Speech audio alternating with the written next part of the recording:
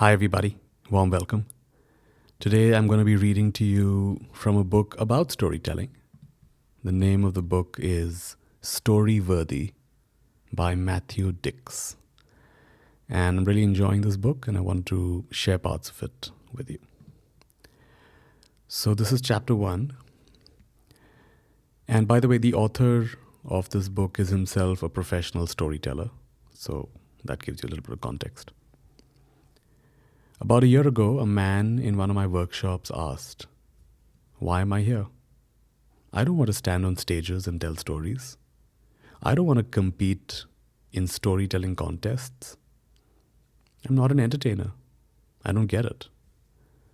It was a good question, particularly because the man in question hadn't chosen my workshop. His wife had asked him to attend. He wasn't the first person to attend a workshop for this reason. "My wife told me to take your workshop" is a surprisingly common reason given by men sitting before me in workshops. Perhaps you're asking the same question. If you have no desire to stand on a stage and bare your soul, why learn to find and tell great stories? Not that long ago, I was asking the same question.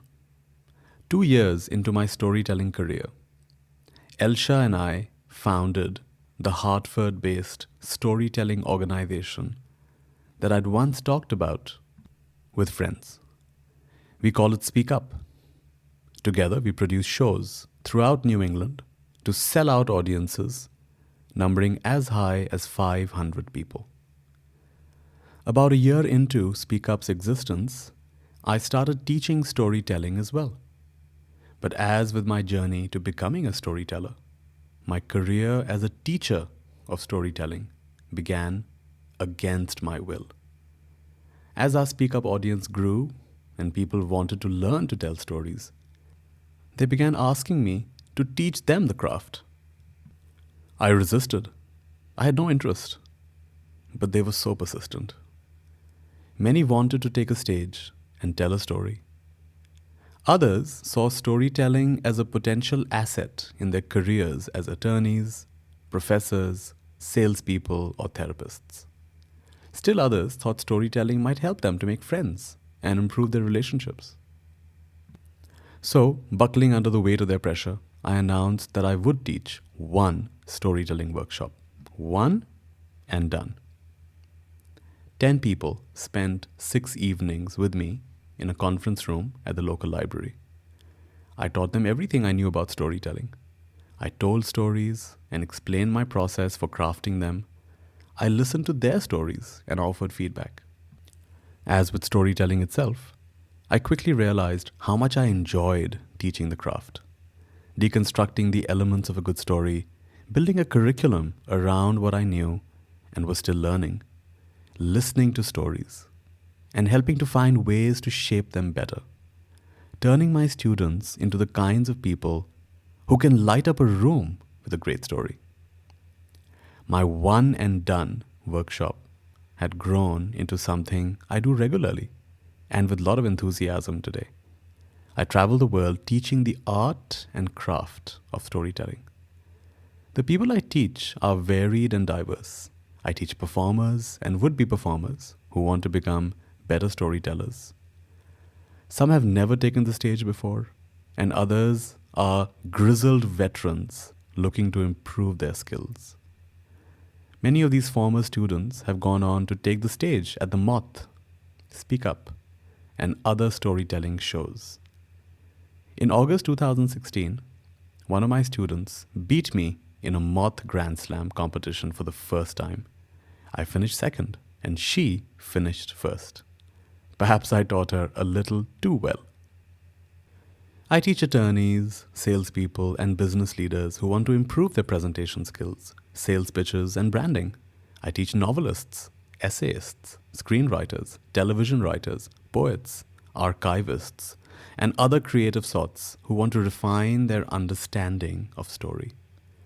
I teach professors, school teachers, ministers, priests, and rabbis who want to improve their lectures and sermons and hold the attention of their audiences.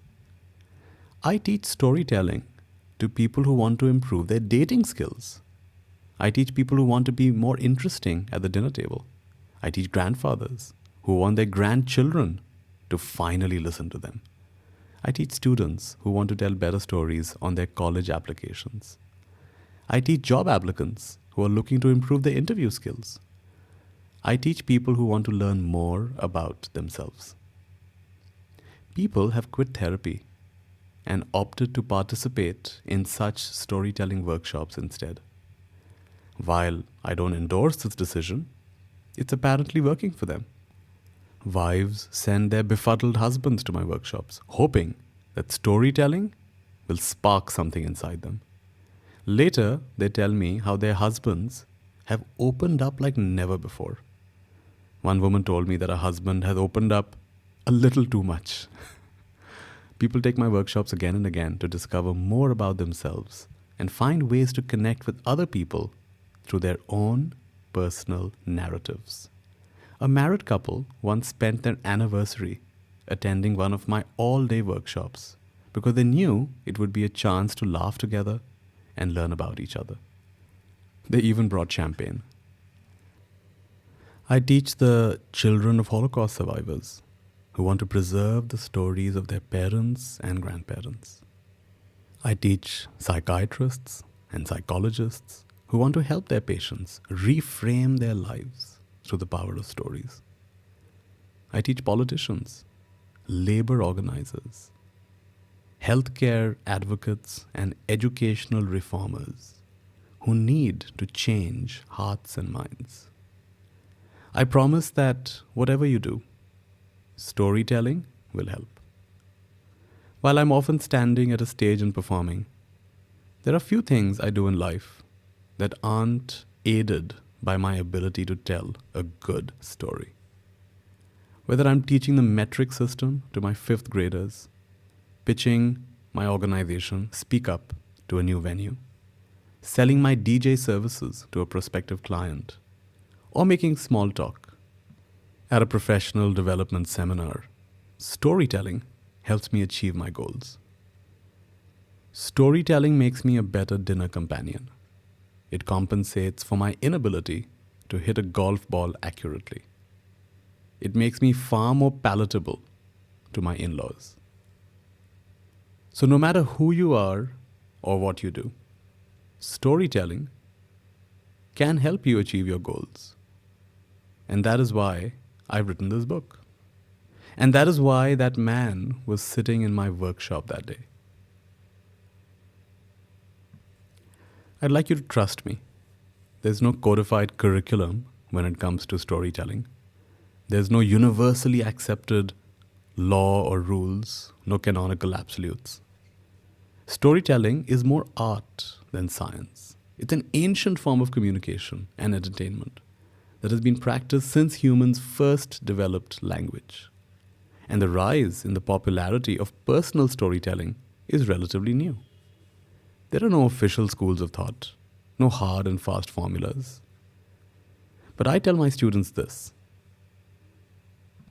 make an intention to learn storytelling. Make an intention to be a better storyteller.